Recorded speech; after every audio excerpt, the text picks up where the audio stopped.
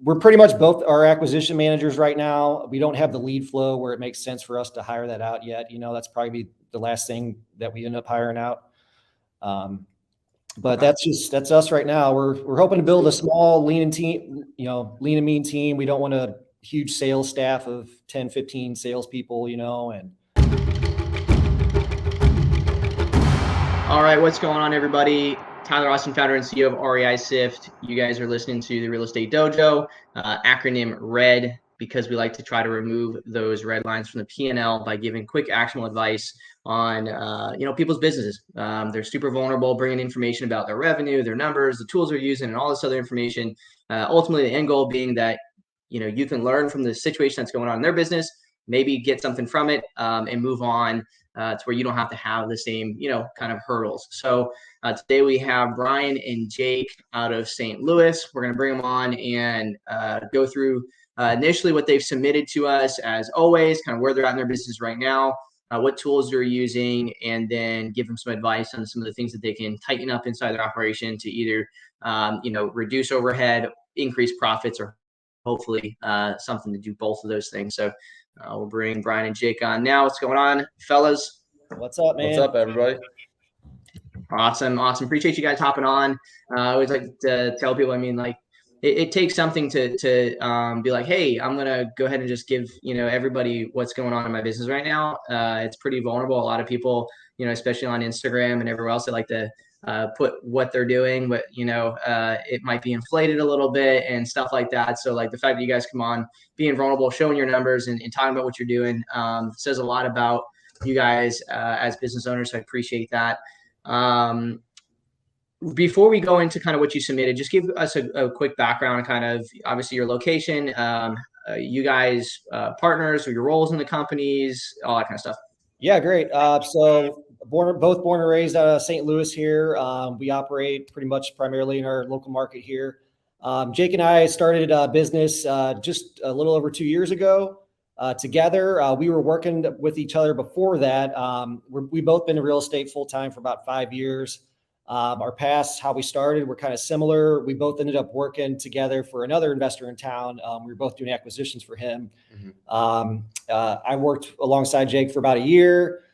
We've both been talking about starting a rental portfolio for quite a while. And our former employer partner was kind of against that. He didn't like to hold rentals. So we decided to go into that for ourselves. And then we quickly realized, let's just do the whole thing. Let's do the flipping company and just do a full scale business together. So we started March 1st, 2020, right about a week or two before the shutdowns. So the pandemic started coming in. So we were kind of freaking out a little bit, like, oh, what's going to happen here? Are people even going to let us in their houses, So, but, we hit the ground running. We started closing deals consistently a couple months in and no looking back now. So, so 2 years to date in business. The first year we started March 1st. We ended up doing 19 deals that year, all just wholesale double closer assignments. Did about 277 in revenue. Our average wholesale is about 15K. So not bad for a newbie, I guess. But 2021, last year, we ended up doing 34 deals. We started adding in some more flips, more wholesale type of stuff. We're actually taking down deals to maximize the profits. We did 537 in revenue last year. Our average deal bumped up a little bit since we're controlling more deals. We averaged about 17 and a half per deal. So this year we're looking to get to the 50 mark. Originally Jake and I just planned to build a rental portfolio together. We're still aiming to do that. We're currently holding on to 6 properties right now that we did the BRRRR method with.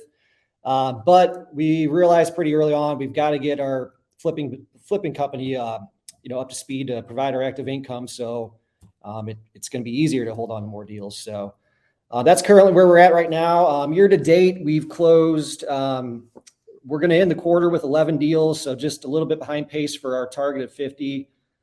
We've currently closed 129,000 in profit, about another 15K in the pipeline. So we should end the quarter at about 144 in revenue right now. That's awesome. Those are the Instagram numbers there. Yeah, your Instagram numbers. Yeah. Yeah, It'll well, be if their Instagram numbers, if you would running combine through. all that together into 1 month, you'd be like, oh yeah, we've closed actually like 650 grand this month. Yeah, right. But no, that's fantastic. It's you guys have done an awesome job. So what's the main role between you, like Brian and Jake? Like who's responsible for what in the business right now? So, Jake, you want to take that? No, I was to say there's not like a clear, well-defined job role. I mean, I like the rental part. I'm the property manager. That was my background before I got into acquisitions and stuff like that. So I primarily take care of that portion, which is not a lot right now, Okay. and then more of the sales stuff. But with that being said, I mean, it's kind of jump ball on the sales stuff sometimes because Brian fields a deal or he gets a deal under contract himself, then he'll probably just go ahead and dispo that himself as well. I'll sprinkle input, but it's basically he takes control of it. So I mean, the sales side is split, maybe with a slight slant towards me, and then Brian's definitely the marketing guy for sure. He wears that hat 100%. So yeah, we're both Gotcha. 50-50 business partners. Like he said, I'm more marketing operations kind of stuff. I've been the one diving in to sift and figuring it all out. You don't want me to. That's Yeah, fair. There's always one person you don't want in there. No. As far as the rest of our team, early on for the first 6 months or so, it was just Jake and I. We brought in a full-time lead manager that was American in our market. She did a lot for us. I brought it up on the mastermind call before, Tyler. You kind of called her like a unicorn. Yeah. She wasn't defined one role. She did quite a bit for us. So she left right around the holidays at the new year. So we've been kind of trying to figure out how we're going to cover her ever since. We brought in a new guy to do more inside sales. He's been the one primarily doing the Sensei flow so far. Jake and I, we go in and out, but we got other things going on too. So, but we're pretty much both our acquisition managers right now. We don't have the lead flow where it makes sense for us to hire that out yet. That's probably the last thing that we end up hiring out. But that's us right now. We're hoping to build a small lean and mean team. We don't want a huge sales staff of 10, 15 salespeople, and Right. Yeah. There's no point. I mean, especially if you're already kicking off the revenue you are. If you were to hire, I mean, you just be giving money away. There's really no point. You can case most of those with lead managers as you've already experienced, and then really just have you guys do the raw. You maybe end up hiring one acquisitions, towards the end of the year, but you wouldn't really need to hire more than that. Okay.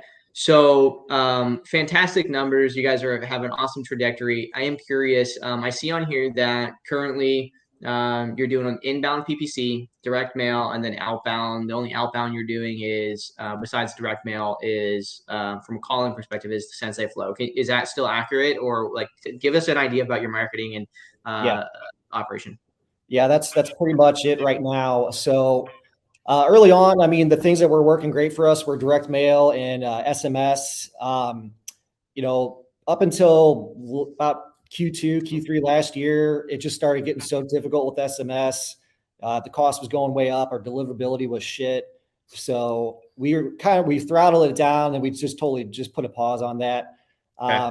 We've never been consistent with cold calling. We've hired some callers before. We've had people in-house doing it. But we've never had a whole lot of luck with it.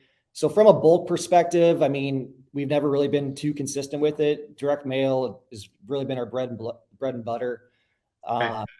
But about Q3 last year, we kind of hit a cash crunch. We had a perfect storm of things going on, and we kind of had to put a pause on all of our marketing, and we really haven't rebounded yet.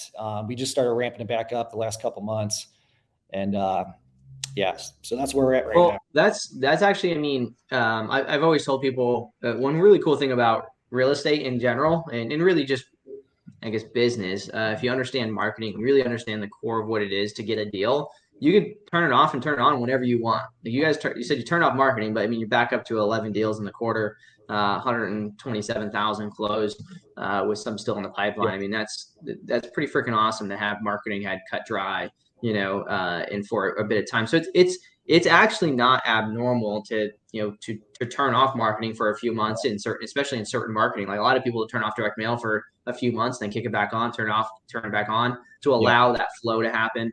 But that's awesome. You guys, have a pulse on everything. Currently you're using Podio as your CRM. batch for SMS and data. I'm guessing smartphone, prop stream, deal machine, abstract marketing agency. Is that for the PPC?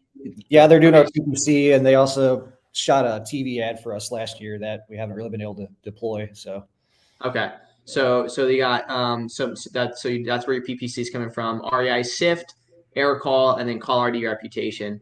So let's break these down a little bit just so that I can understand a little bit more of the operation, because again, there is some repeat costs here. Obviously, CRM, Podio, and smartphone repeat cost on REISift and error call. I understand you're using them as two different tools, but they could be really one. You got deal machine and batch, which technically also potentially, depending on how you're using batch, could be one, because deal machine has data internal. And then obviously prop stream also has data. So what are you using like batch versus prop stream versus like deal machine for? So, I mean, a lot of those are just kind of overlapping because we're still kind of in that transition to moving everything to SIFT. So Podio was our CRM. We were using smartphone with that. Today, actually, I'm doing the final exports of our leads to go into SIFT. So we're probably gonna be shutting down Podio and smartphone at so that's one thing there. But I just did upgrade SIFT and air call, so that's gonna kind of be a wash on cost right there. Batch was where we were storing all of our lead and doing all of our SMS from for a long time. So still, I mean, I've moved most of the data out of there. So, you know, beyond that, we don't really need it for anything else right now. So I'm just still keeping it on because we still got some data left in there. Okay. So really, it seems like you're already working towards kind of defining what that, you know, what that core, I call it a tech stack, right? In the software space, especially, we call it a tech stack. But in business, you know, your business stack, you have different tools that are needed in order to operate efficiently as a business. You know, it seems like you have your core call R.E.D, which you're using reputation, which is obviously for flagging numbers, using that with air call. REISift, and I'm guessing you've seen the video series I did with Jeremy Eckler on Podio. Have you seen that yet? To merge everything over. Actually, yeah, that helped out. Okay, it's a 3-video series, so if you haven't watched that yet, it's a good one to watch that merge over from Podio to REISift as CRM. And then smartphone, again, you don't really need that because of air call. Okay, so let's break down a little bit more on marketing costs right now, just to give us an idea, because we know how much you guys are bringing in. But what is the idea of marketing costs? Obviously, PPC is going to be where you're spending the most money. Yeah.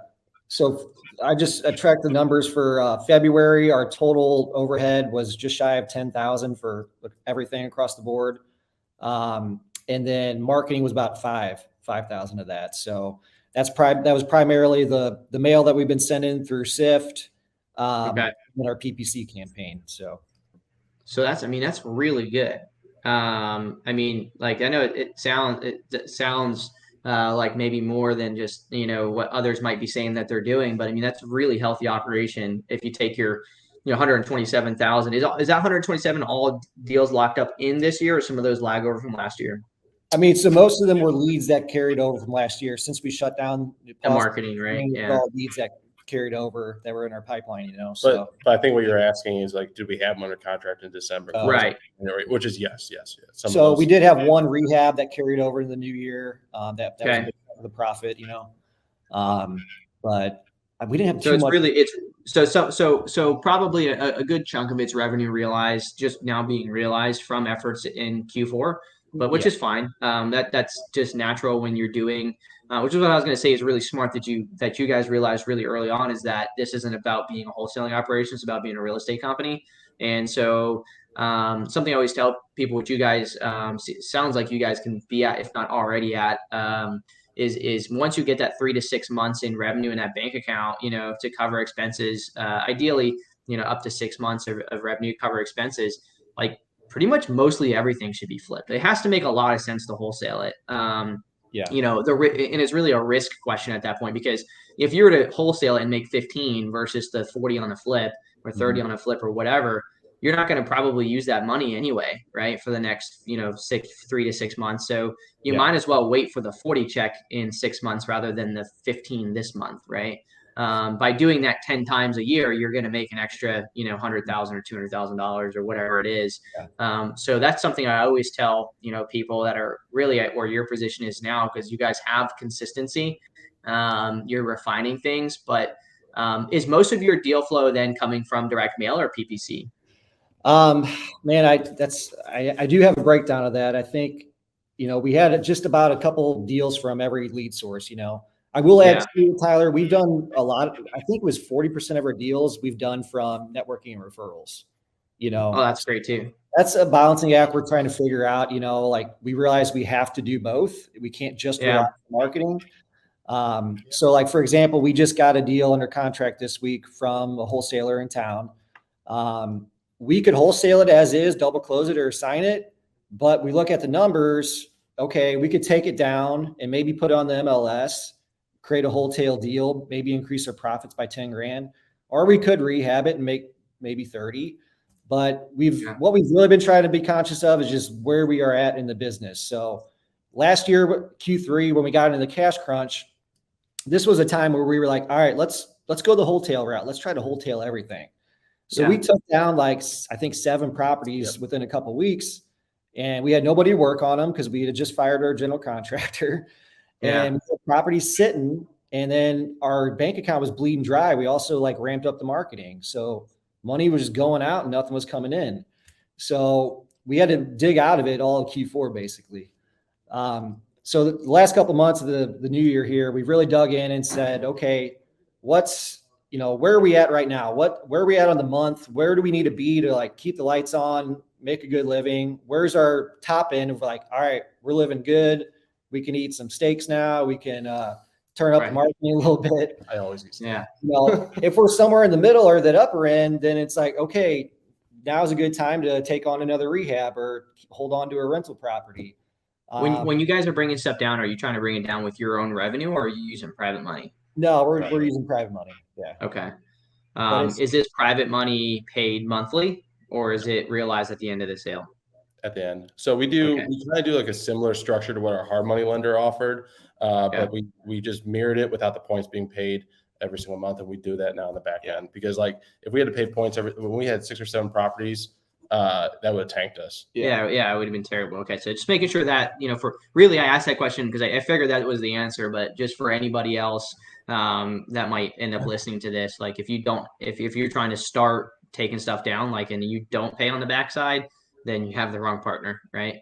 Make sure that you have that set up. So, okay. I think we have a really good idea of what's going on in your operation. And I feel like I understand your kind of your current pain points, but from your words right now, what do you think it is that really I can help you best with right now? Because it seems, from externally, from what I've understood and what you guys are doing now, you guys are doing really well. It just really seems like there's just some tweaks that need to happen, or maybe some clarity that you guys need, honestly, with potentially on your marketing side, than anything, because you already know, because of our conversations probably in the past, that and just from having one already, that a lead manager is somebody that is really important. But they're not as important if there's not a bunch of inbound coming in. So do you feel right now in your business that it's an inbound issue that you need to address, or is it's already being addressed because you turn marketing back on? Or do you feel like casing a lot of those leads you already have to convert back into even more revenue is something that's more important? I mean, I think going back to what you first said, man, what was the thing we're looking for? I think Brian would agree with me. It's how to deliver consistent lead flow. Yeah, because we both want to transition ourselves out of the full-time acquisition manager role, be more business owners and all that good stuff. But in order to do so, I mean, we got to have consistent lead flow. Yeah, it feels like from the start, everything's been a roller coaster. We'll have a couple great months, then nothing the next month, so it's always ebbing and flowing. On the lead gen side, it's the inbound lead is severely low right now. What we've been doing with SIFT hasn't really produced much yet. Speaking of which, so we tracked for last year's data, it was about 17 leads per deal, right, Brian? Yeah, that's about what we worked at there. Is that something, Tyler, that you see across the board or something similar? No, that's really good. That's excellent, actually.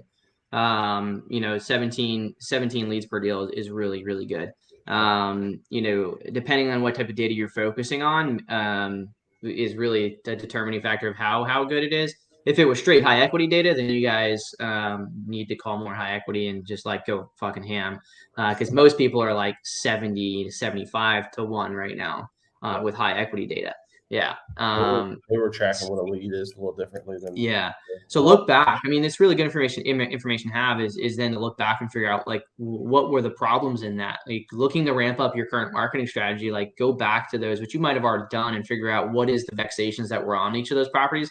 Because sometimes what we do is, especially those in the REISift communities, we tend to, because of the list stacking aspect of things and the deep prospecting and all that kind of stuff, we tend to think that, it has to be like that tax delinquent code enforcement probate, living on the moon type scenario.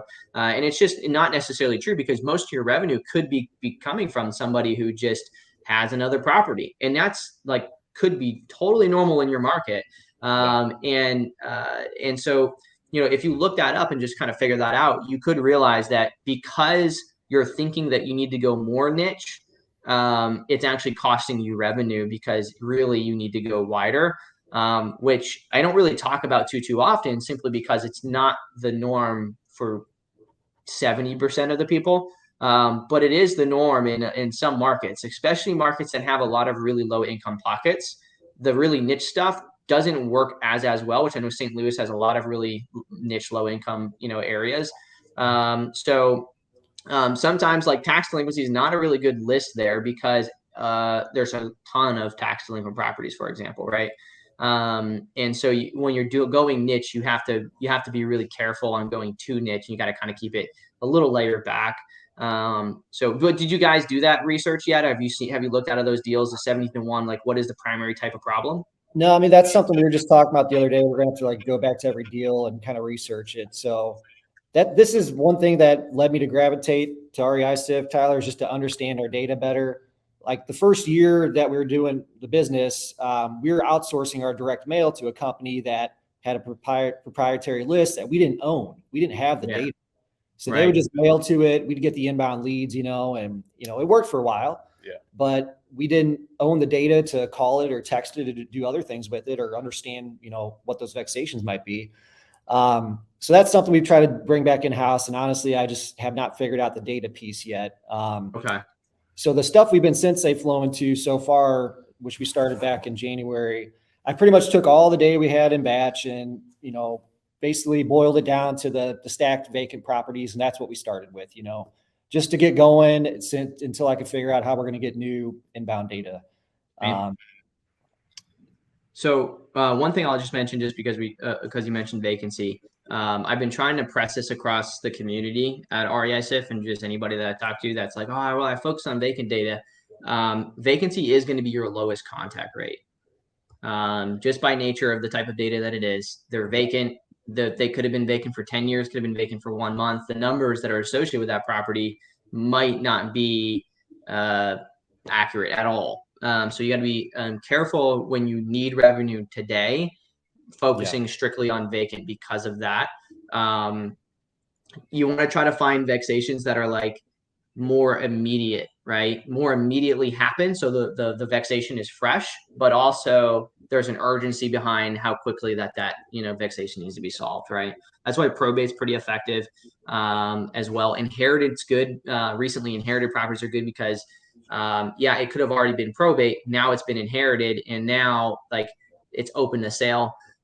Pre-probate obviously comes with its own hassle, but the probate realm is really good because of this. But obviously there is that delayed, revenue aspect of things unless that probate's already finished. And so straight vacancy is a little bit difficult on that. However, newly vacant's good, and owner occupied vacancy is also really interesting because of the fact that hey, is it really? So in your REISift account, filter by absentee no, and then vacant yes. And so how many of those records are there? There might only be 200 or 300 of them, but typically those are what you're seeing people getting Deal Machine and Driving for Dollar stuff from, because they're adding these properties in there. They look super distressed, but it's because someone had passed away a long time ago and nobody ever filed probate. No one knows that they even passed away potentially. So there's a lot of opportunity in like those kind of niche lists. But like straight absentee vacant, you're going to have a low contact rate potentially. Everyone's situation is a little bit different, but yeah, I mean, I think that's what we come to find out. It's you either can't find them, or the property's sold already, or they're deceased, and you're tracking down the family members. So, which can be gold. It's I don't have that layer of deep research set up yet. Right. We were doing probate for a while. That list we had to buy that list. It was $1,000 a month, so it was just hard to keep up with. Holy crap! Where were you buying that from for $1,000 a month? We were buying that through REI print mail. Do you have a better source? Yes, I have a very So, in fact, if you let them know that your REISift, I think is like 10% off or something like that. I'm not really sure. They reached out to me like 2 weeks ago, I think it was roughly, and they're like, "Hey, by the way, like you've been sending a bunch of people our way, and we'd like to do a webinar with you or something." Like, I ain't really sent anybody your way. I mean, I've mentioned you guys a few times, but it's not like I sent like an affiliate code or anything. Well, they say they're from you. I'm like, well, I mean, sure. But it's Foreclosure Daily. Yeah, Foreclosure Daily. I mean, they just know. I guess I don't know if there's a link. I don't know anything like that. But if you just call them and say, "Hey, I'm with REI," said that way they'll give you a discount or whatever.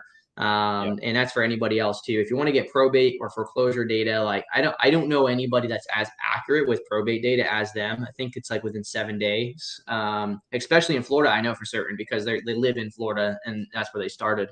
So they have Foreclosure Daily, probate something, but if you go to their main website, foreclosuredaily.com, you can get to all their probate and everything. And what's really cool about it is once you get set up and access to it, you just go in there on a monthly basis and you just log into your portal and you can just download everything right from there. Here's the one downfall to it.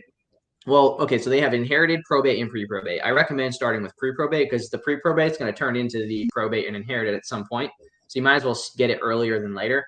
And then with that, with the inherited list specifically, and maybe even with the pre-probate, I can't quite remember, you only get like the property address, right? So you don't get a mailing address or anything like that. So that's kind of a downfall, but it makes sense because of, and sometimes there's a personal rep, and most of the time there's not, because they're pre-probate, right? Pre-probate, there is no personal rep to be assigned yet.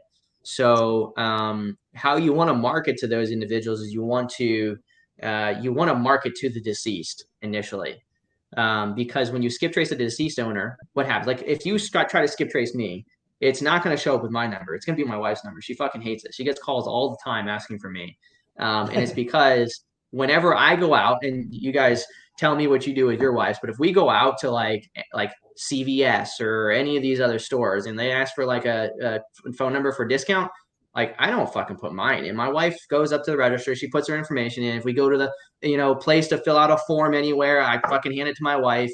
It's all for men, at least mostly it's the wife that fills out the forms and does all that kind of shit. So that's typically why a lot of times it's the spouse, actually, that phone number is going to be found because that information is being sold. And so so a lot of people don't skip trace the deceased because they can't wrap their head around, like, why would I do that? They're dead. It's going to have no contact rate. Like, yeah, but your one number out of the 10 phone numbers or whatever that you buy could potentially be the actual person. The rest of them are associated individuals and so on and so forth, right? Which is typically the person that you're going to have to reach out to anyway for a deceased property.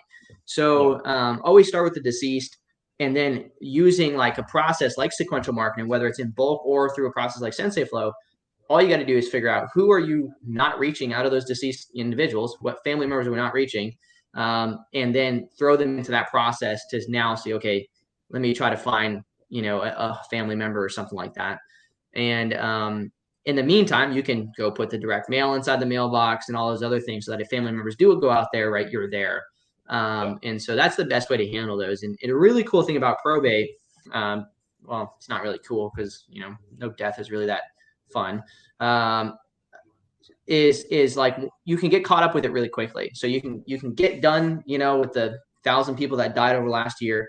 And now we can every month get a new fresh 50 or 60 or 100 or whatever in my market. And I can manage, and I can control that, and I can be the probate person. And so that's really, really important. As you continue to scale, if you want clarity in your marketing and your business, you got to get to the point where it's like, okay, well, I don't really know if someone's going to refer me a deal this month, but I know that there's going to be 60 people that die. And I know that for every 60 people that die, I know that I can at least help 3 or 4 of them. And I know that that's going to close over the course of 90 days. And so with that, all of your marketing and all of your revenue, which it seems like you're already doing, needs to be a quarterly basis revenue cycle. Don't really look at too much stuff in a monthly basis, because you guys are doing flips and everything else. Like, it should be recognized as a quarterly basis. Right. And even more so, I would argue, an annual basis. So where some people mess up on this when they start doing flips and they start bringing on private money and they do all these things is they wipe out their accounts based off of like a monthly basis. Like, they pay out distributions, for example, on a monthly basis, which is okay once you have that 6 months of revenue kind of set aside so you can continue the marketing. But once properties cycle over for the next year, it kind of creates a little bit of issues with like the bookkeeping and some of that crossover, because now you have like, property sitting over, and then you got to again recognize it on the next year, and then your numbers like you guys have now like are hyperinflated in the first of the year. Then that slows down, and it seems like the rest of your year is slow, when all reality it's not. It's just inherently anything that goes under contract in Q4 is probably going to be recognized in Q1 of the next year. So if you can start focusing on those types of deals, you got to kind of like understand that cycle. And by understanding that cycle, you can kind of plan for those tight moments, because they're always typically in the year, there's going to be a point where, not as much revenue is coming in potentially, and you're going to have that tighter moment depending on your operation.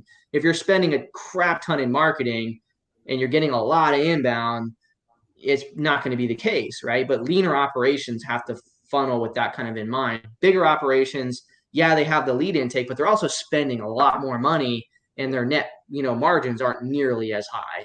And so it's a give and take, right? And so probate, really good for that. Foreclosure daily is probably the best place for that. And then when you upload that to REISift, what you're going to want to do is, and what I recommend doing is going ahead and just getting like every single address in St. Louis that you guys want to focus on. Don't worry about if it's probate. Don't worry about if it's, what high equity, low equity, or anything. Just get every single address. And what you're going to do by doing that is, when you go to get these probate lists or these foreclosure lists or whatever, when you upload a regular property address, you're already going to have the mailing address and all the information. So it's not going to hurt you at all. In addition to that, newly vacants are going to hit way better. And you're not going to have to worry about those post vacants that have been there for a while. You can leave that up to your D4D type efforts, right? So if I was to break down a marketing process for y'all, again, this is I'm gonna structure this as if it's focused on the least income spend, like the least costly first, and then working our way up to let the business pay for the more expensive items, right? Through earnings now, not stuff you have to dish out right now. So what I would do is I would focus on D4D, and I would get to the point where at least adding 100 to 500 new properties on a weekly basis, and have a cycle put in place to where those 100 to 500 are being cycled on that weekly basis. So if you could do 100 this week, then all 100 need to be put through a process this week.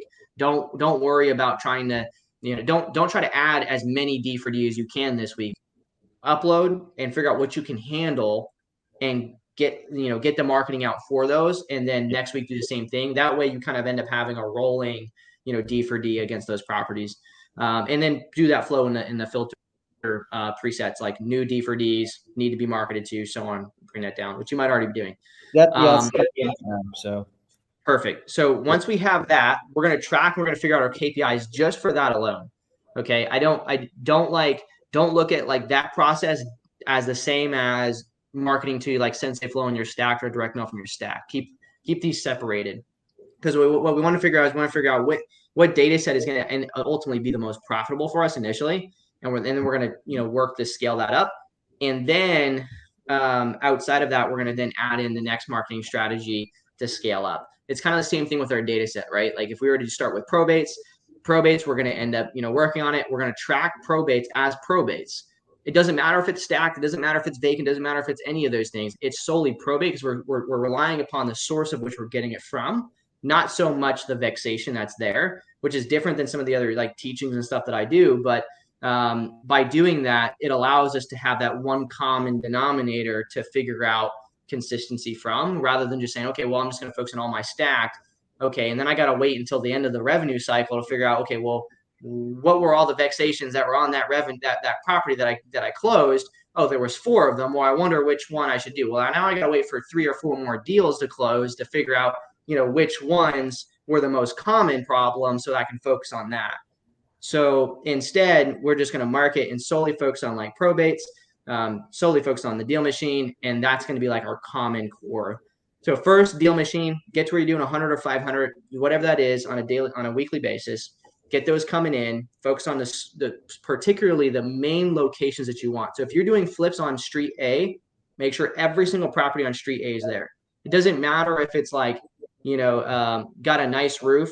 Like what you're doing is you're casing the properties.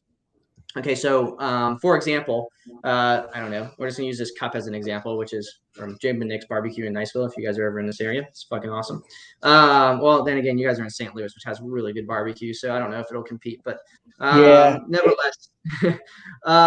So on this cup, right, there's not too much damage to it or whatever. Somebody might annotate that there's no straw in it, which would be the common thing, right? Roof is damaged. What I would do when I'm D4Ding is I would annotate that there's green lettering on it, that there's red lettering on it, black lettering, that the cap is on it, that the straw is in or outside of it, right? What I'm doing is I'm not building a distressed list. I'm building a visual identifier list, okay? So you spoke about this kind of earlier before where you didn't own the data, right? Yeah. The valuable part, like if you're driving past all these properties already, the valuable part of driving past them isn't to see that one's fucked up. It's to see that one needs new windows, one potentially needs a new roof, one has a chimney, one has this. Like you're casing the whole thing, because once it does convert to a lead, you already know that it needs windows. You already know that it needs a roof. You already know that it needs gutters. You already know this. And at least, at minimum, if you don't get any revenue from that, you just did all the work for every gutter company, every windows company, and every fucking roofing company in your market that now has the ability to leverage your data to produce leads for them. You see? So if you decided to costs with the roofing company, like, hey, do we buy houses on one side, roofing on the other? Right. I mean, so that's the crazy thing about it is then you can literally start as you scale inside of the real estate space, just like you started in property management and now and then your acquisitions, now your own company, you might decide, hey, well, let's start a roofing company. You've already done all the preloaded work. All that heavy lifting has already been done. And now you can reach out to all the people who have roofs that they need to be done, or you can sell that correct number to the person who needs gutters is really valuable to somebody who's a brand new company that's just getting started, right? Or even a seasoned company. So when you're doing that work, make sure that you're thinking about how it can really help you long term. And in just the narrow vision, your acquisitions individuals can then automatically say, yeah, well, we know that it does need windows, so we're going to count that into the back. We're going to say that to the seller potentially right away, but that's in the back of our mind that we know it's going to cost us X, Y, or Z because we've already seen the outside. Yeah, we don't know what the inside looks like, but we know all these capital expenditures on the exterior are there. So where a lot of people mess up on D4D, to summarize that, is just that they only add the super messed up properties. Those super messed up properties are the most annoying properties to deal with because they've been like that for a very long time. They're like that because they're not very good at making decisions. It's typically that middle of the road property that ends up closing with driving for dollars properties. It's the one where, okay, the grass is maybe a little long. Sometimes the grass is fine, but it needs windows. It's just dated. And sometimes it looks perfectly fine. So don't look at it like, hey, I just need to stress. At every single property, just case it and document it, and then filter your marketing down based off of those different variables. Start with the ones that need windows. Start with the ones that need roofs. Okay. Yeah. As you say that, I mean, we were just talking about the other day how many properties we bought on streets where we don't drive for dollars on, and we missed that property that we bought. Yeah. And it feels like we wouldn't have added it. But what you're saying is making a lot of sense. Like they all have 3-tab, shingles that were dated. They had aluminum windows and so forth. So yeah, that's a good point, man. So we do have a database to drive for dollars. There's like 8,000 or something in there. I was just playing with this the other day. I took our top 10 favorite zip codes and made a new filter for that. And we're going to figure out a way to market to them. We have been adding about average 30 to 50 deals a week in Deal Machine, and they're going straight through the Sensei flow. Here's a thing. I'm having a hard time. Maybe it's just breaking old habits, trying to get in with the SIFT community and everything. But we're just used to having to do things at a larger scale to get results with whether it's mail or SMS, So like on average, we'd have to spend, our monthly budget on average for mail was usually $3 to $4 grand, and it'd usually get a deal out of it.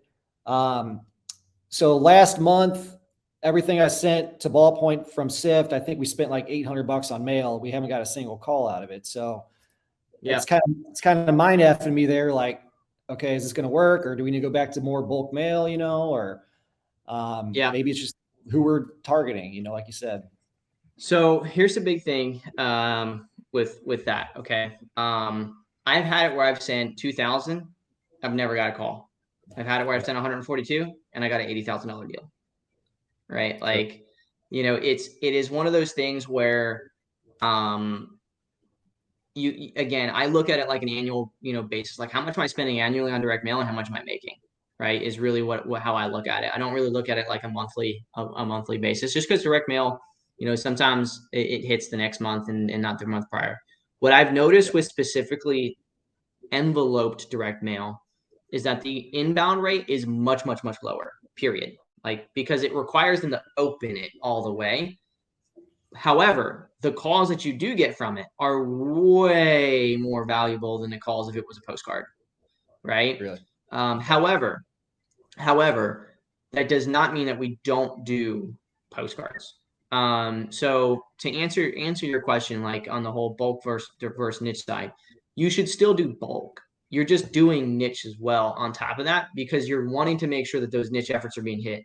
So do bulk against the masses, and then narrow down lower and say out of those masses, I'm still going to pluck out 100 or 200 or 300 or whatever of those individuals, and I'm going to do the extra effort of calling and texting and voicemailing them.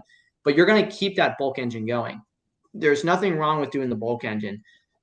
It's just making sure that when you're doing the bulk engine that it's being efficient, right? That you're doing it the right way. Where a lot of people mess up in bulk is that they just throw it out there and then if something happens and then they don't know how to fix it, so if you're going to send bulk, you just got to make sure you do things like not sending to vacant mailing addresses and making sure that you're sending every single month, right? And just have a process around it, making sure that you're tracking those attempts. And hey, after like 3 or 4 direct mail attempts, we still haven't reached anybody. Let's go ahead and open up another layer of that and maybe try to call them, unless you're already calling through it in like bulk SMS or cold calling, right? So bulk is still fine. In fact, I think it's needed because obviously marketing is very impression based, because you can't really wait potentially until you finally reach a homeowner about a property that you've been calling for like 3 months and reaching out to the sister, daughter, and second cousin, to get a hold of them. It's just, your business wouldn't be able to thrive off of that. So in order to scale, you do need bulk.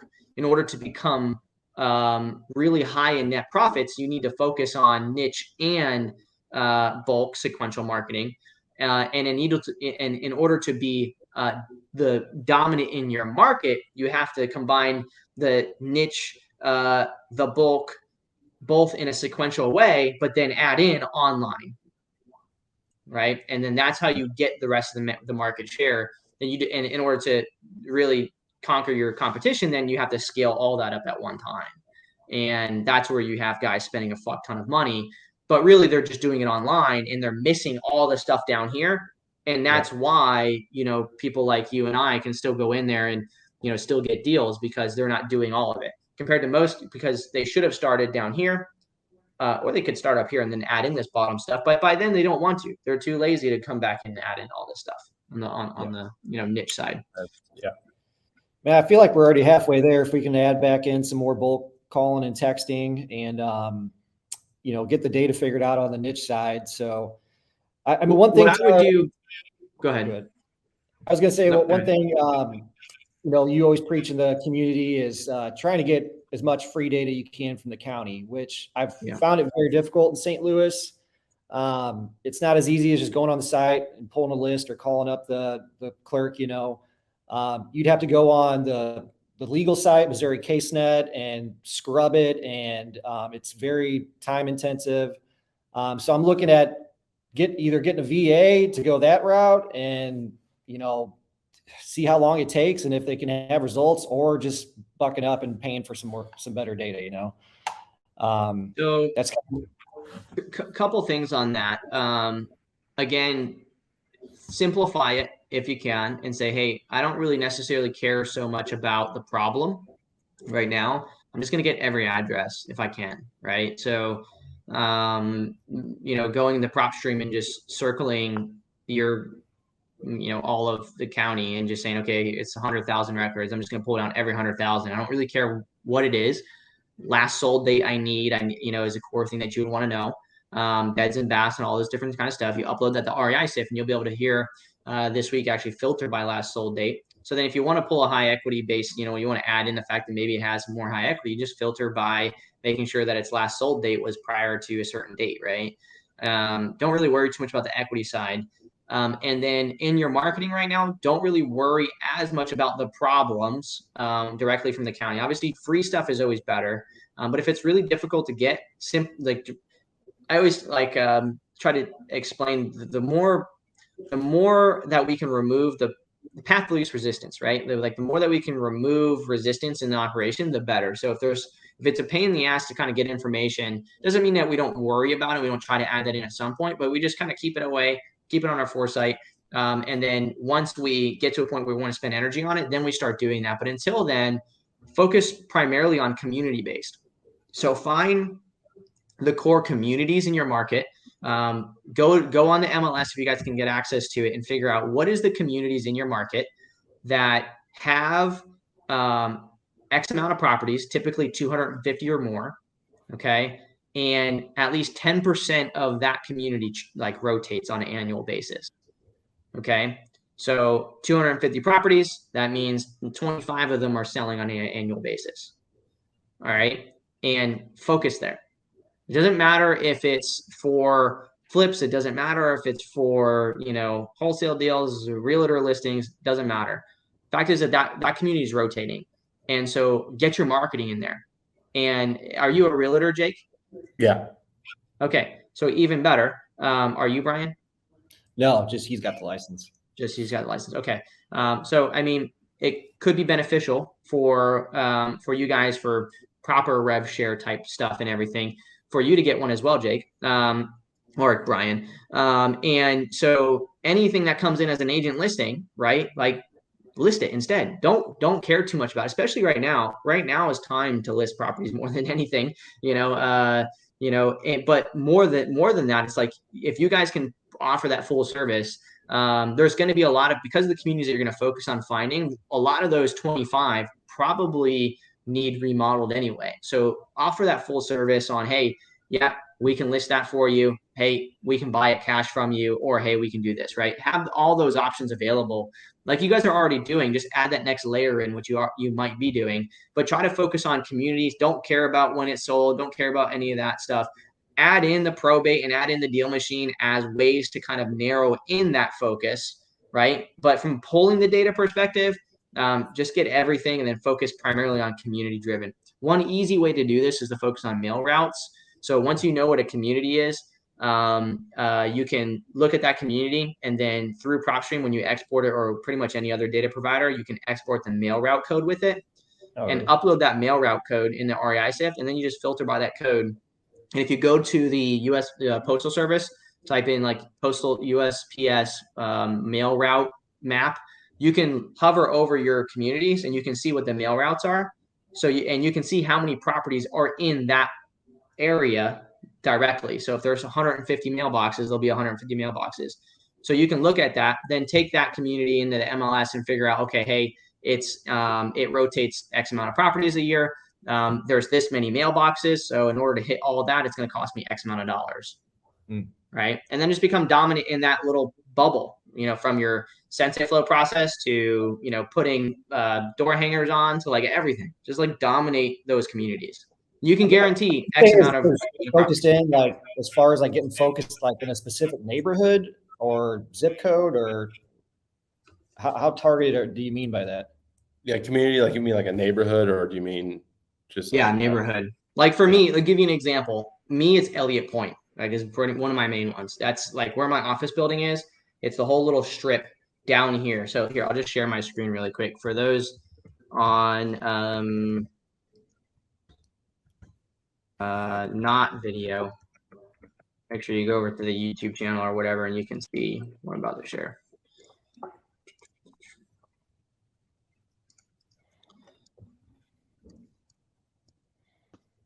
You guys over here. All right. So, for example, my office is located. Where's Hollywood? It was here, Beale, right? Yeah, here somewhere. Information. No, it's actually down here. Wish I was coming to the dojo, man. That water sounds nice right now. Oh, dude, it's and today was a beautiful day. We're right here. So right here. This whole area right here on this right side, this is all Elliott Point, right? Yeah. So if I were to narrow in on this location right here, there's X amount of deaths every single month right here. There's X amount of properties in total, X amount that sell every single year, X amount that sell every single month. There's this very specific, price per square foot in this market. There are very specific types of properties in general because this whole community was built at a specific time, right? You can really understand, if someone calls you on X street, you're going to automatically know what it's worth. You don't even really have to do any sort of comps at that point, right? You're going to know if it's block. You're going to know if it's stick. You're going to know if it's going to have a basement or not, all those different types of scenarios. So focus like on this area is what I do. So I just really focus on this because I don't care. Like if a property is over here, like the chance that I do anything with it is much more slim. Right? Most of my deals that I make all my money on are in this neighborhood. So why market over here? Yeah. Right. Yeah. But this is the same zip code as over here.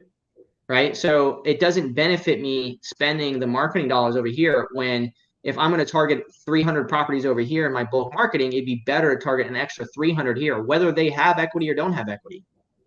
Right. It's about creating opportunity in this market and becoming known in this market. Because in addition, like the next little bubble would be over here. All this is called Green Acres. So Green Acres market. Same thing over here. Now this is a whole little, knit town kind of, but Lake Lorraine area, same exact scenario. All X, year properties, all 3-bed, 1 baths, or 3-2s, block, all the same. So like hit this whole thing. So out of my total, X amount of addresses in this area, I might only be focusing on 4,000 of them. But I'm literally able to hit every single household in that market. And as I pull in that vacant data or that probate data, the very first thing I'm going to do is any of that probate data, did anyone just die in my farm market? Like in that primary farm market, is anybody in there? Because if it is, boom, I'm on those like right away. Everybody else, it can get when I get to it. But I'm just focusing on making sure that I call those ones in the main farm market. I'm still sending mail to everybody, but I'm really jumping in on those ones that are inside that neighborhood that I really know like, hey, I'm gonna make money there. Like I can flip it as long as it's at this dollar, I can make money there. Otherwise, we can list it and by the law of averages, like if there's 25 properties that are selling in that market and you can become the main person that's known in that market. This is how agents have been doing business for years and years and years and years, right? Mm-hmm. I don't know about you, if you guys have this, but like on the 4th of July in my neighborhood, I get a little American flag with the realtor that farms that market every year. If you ask any of my neighbors, if they ever sell their house, it's that lady that they're selling to, right? So it's just, she's been doing it for years and years and years. She knows that costs her $1,500 a year or whatever for that one day, to put all those out in that one, evening that she got to do it. But that's how we, create lean operations that can make a lot of revenue by, creating that word of mouth and that kind of familiarization, that branding, in our local markets. And scaling on the bulk side just creates that extra, revenue that comes in, but it's really not what makes our business, a 50-year business, We want to be able to create it like you've already done. We've got one neighborhood we've made $100,000 in the last year. That's one I could think of off the head. I love it. You talk about going wide and going narrow, but if you can be omnipresent in your neighborhood, that's what it's about. I mean, what pisses me off is on my own street, 3 houses have sold in the last year, and I'm an agent on my own street, right? Like, that's kind of really fucked up of me not to have been able to sell my own neighbor's house, right?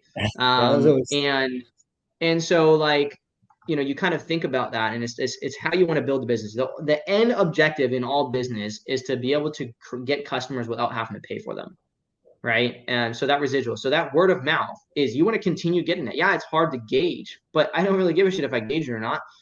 As long as I have some form of money coming in that's covering my bills, I would rather 90% of my business be word of mouth, right? If I can have some sort of predictable revenue, enough predictable revenue to cover all expenses to create that residual word of mouth, because that's really the end goal. Branding is what sells. Coca-Cola could do zero marketing for pretty much ever, and you're like, people are still going to buy Coca-Cola. So like, it's just becoming that local authority, that local, brand is really important. So that omnipresent, like you said, is really key.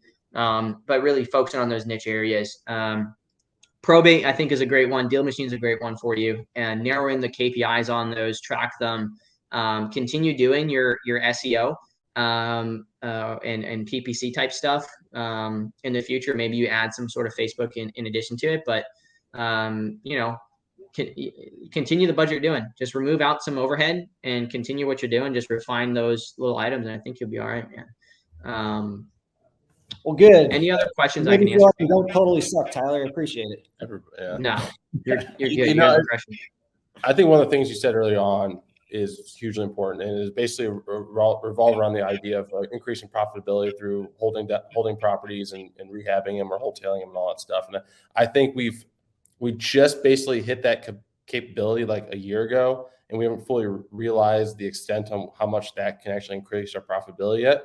So once we do, that's going to hugely impact our numbers this year. Well, I think we did, and I'll share it just for the community. So like year one, it was all wholesale, nothing but. And then year two, we started adding this in, and we doubled our revenue. Yeah, you're right. Yeah. By the way, in that revenue, if you brought in those 6 rentals, was that from the last 2 years of you being in business? Yeah, we actually bought all of our 6 rentals like right out of the gate, because that was our main focus. So, but are you counting that as revenue right now? When you say we only counted if we bought them deep enough where we could assign them from our flipping company to our rental business. So we might have counted a couple in there for revenue.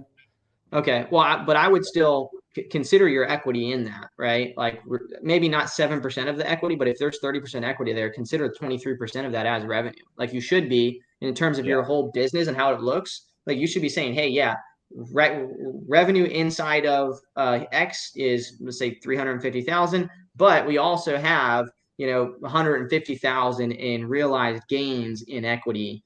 And it's a really safe number to use because you're not including 7% or whatever it costs for you guys to exit that property, between the title company and realtor listings and everything else like that, right?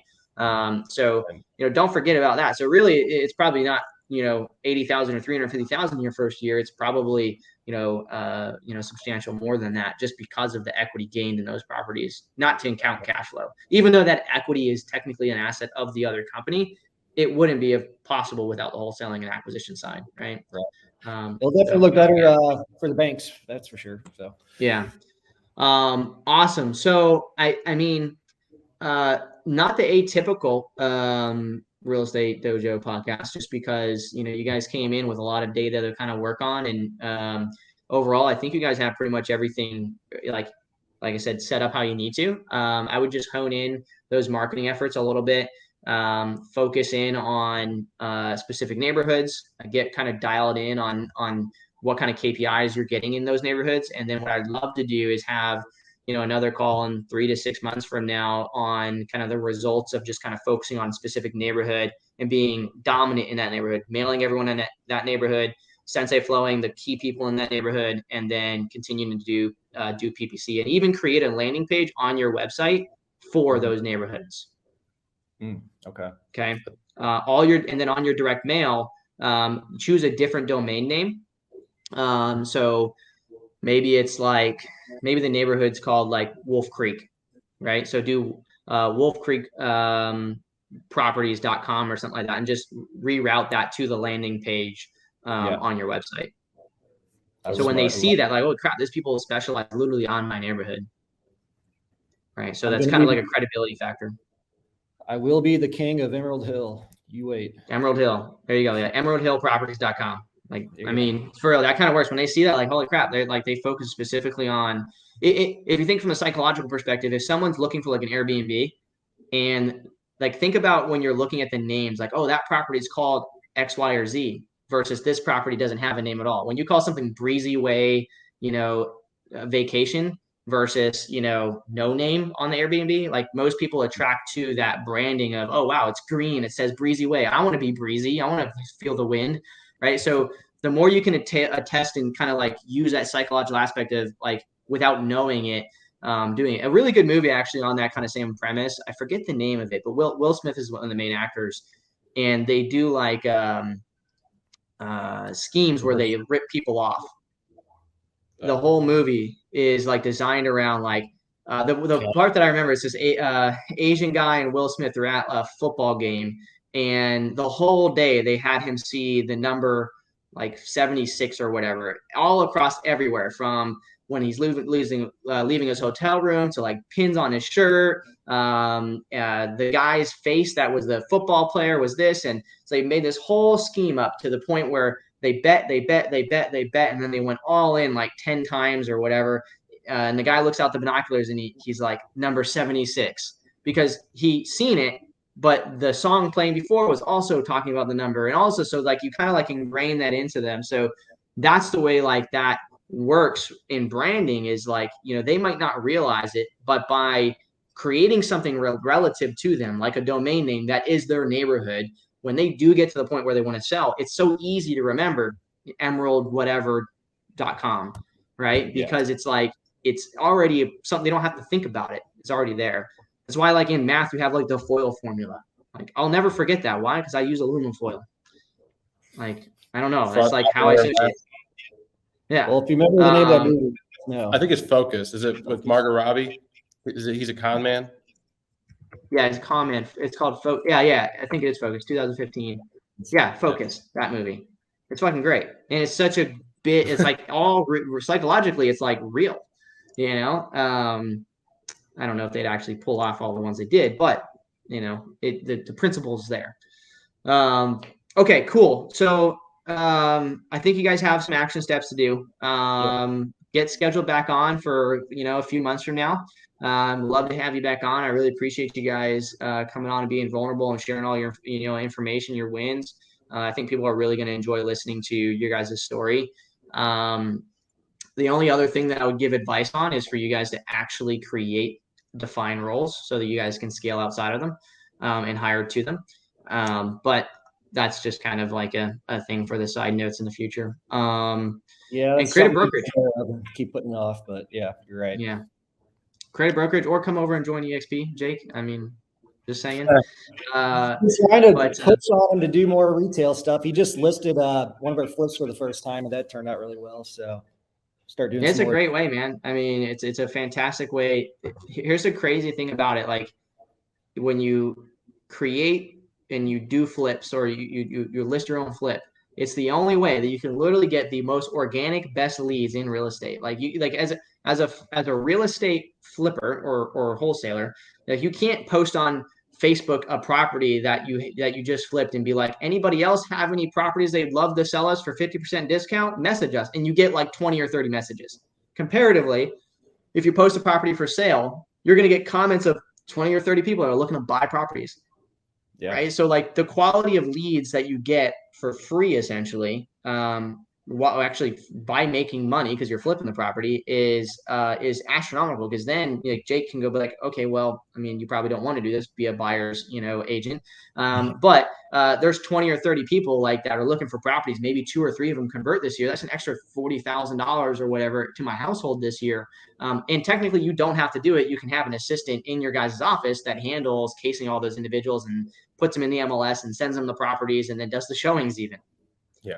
right? So there's a lot of revenue that can be, accomplished from that. Especially if you focus on some, mid-priced, upper first-time, home buyer price ranges. But awesome, cool, y'all. Any last questions for me before we get going? Man, I do got one kind of technical question, Tyler, about the whole Sensei flow process. So, Yep. What do you recommend for a company the size of business we're doing? Our goal of trying to do 50 deals this year. How many people do we need committed to the Sensei flow process? Or is it more of a thing of like, let's get some results and scale it up from there? Results and scale. What I can say is what you can base it off of is one person, one deal a month. One person, one deal. That's kind of what we just talked about outside. Yeah. Yeah. One person, one deal a month, a thousand prospects cased, which is going to result to about 600 or so in deep prospecting that you're sending mail to every month. So 4 weeks, 50 a day, 250 a week, 1,000 a month kind of thing. Yeah. And then your direct mail aspect, you're just going to have to figure out, okay, if I'm adding 600 new every single, month per person, how many times do I have to mail that one of those, that group of 600 until, it converts to a deal. Yeah. So in the end, you can think about it where 15,000 a year per person, one deal a month. And then the direct mail campaign is like, ends up being somewhere around the same cost every, a year per person. Mm-hmm. Okay. So it's $30,000 a year between the caller and the direct mail campaign for that individual and their data set. Right. But their first couple deals should, if not their first deal, would pay for the whole year worth of their efforts. Right. So that's why it's important to make sure that, hey, and there's also the SMS KPI to track and the voicemail side to track and stuff like that. But it's important to look at it from the perspective like, okay, I'm doing this because I know it's the healthiest way to do it. It's going to kick off leads and it's with my most valuable prospects that I know I want to get a hold of, but I'm still going to do that bulk side with direct mail to get, some quantity of inbound on people who are a little bit more maybe tire kickers and might convert right away. Right. So you still want that. Okay. For every 17 leads, I get a deal from this strategy. With your Sensei flow, it might be a 10-to-1 ratio. It might even be a 20-to-1 ratio. But the benefits of it is that you're still saving. For every dollar that you spend, you're saving $2 in marketing or whatever the scenario is. It depends on the company, right? Because you're not, if they reach somebody on the phone today, then you don't have to mail them next month, which saves you 53 cents, And so one of our users, we broke it down. Every call basically costs them 10 cents. Every dial is 10 cents. And so if you look at it like that, once you get the numbers down, you can actually quantify that person's efforts to every single dial. So for every wrong number dial, it's saving them 20 cents. And for every dial that they make, it's costing them 10 cents. Right. Mm-hmm. So essentially for every wrong number that they get, they're actually becoming more profitable because they're removing it just because of the other marketing strategies that they're doing, bulk SMS. I see what right. you're saying.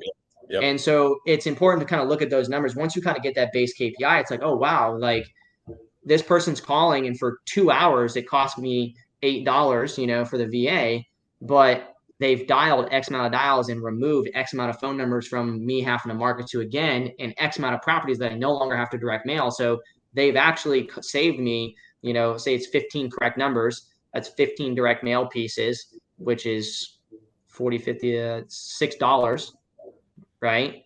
Yeah. In direct mail. So therefore, and if you're doing letters, that's like freaking almost $20 in direct mail, $1.50 a piece, right? So, and so like literally they're quite literally saving me money at that rate. And so it's really important to kind of look at it from that perspective.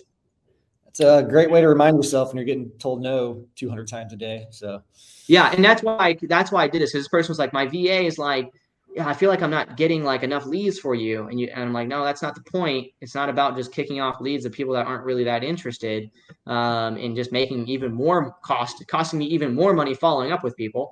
It's about what you're doing in that process. Like understand, hey, for every dial, you're making me 10 cents. Because basically this person, and that's what it was, by the way, not costing me 10 cents. For every dial, he's making 10 cents.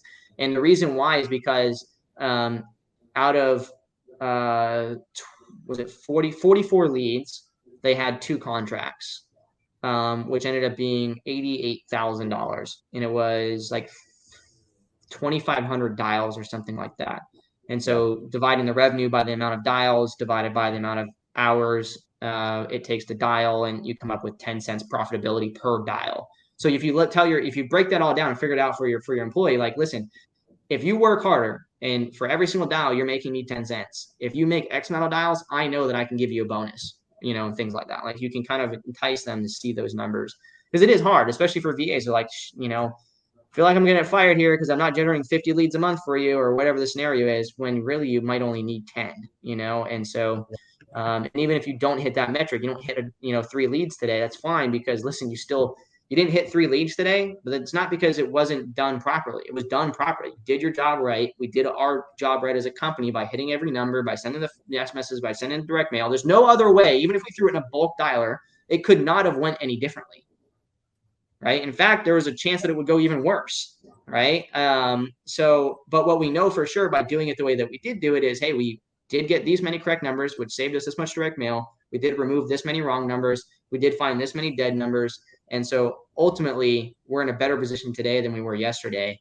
And we're in a better position now than we would be if we just bulk dialed those same individuals. So tomorrow we can focus on this, this next thing.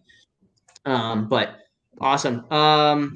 Cool. Well, I appreciate you gentlemen hopping on here, especially for an hour. Typically, we're like 20 or 30 minutes or so. So I appreciate you waiting even longer. Yeah, sorry for we had a lot to talk about. It's good, man. It was a really good conversation. I really enjoyed it.